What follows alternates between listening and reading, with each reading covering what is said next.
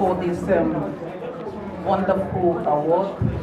Though this is not my first nor second award, but I'm grateful that in the region of Niger Delta, I've been recognized as one of the best, because I know there are other people like me still doing wonders in the beauty industry.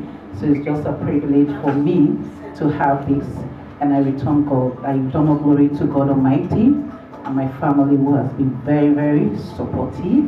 I want to use this opportunity to say God bless all those who nominated me, because the notification just came, and I said, okay, if I have been discovered to be honored this way, who am I not to accept it?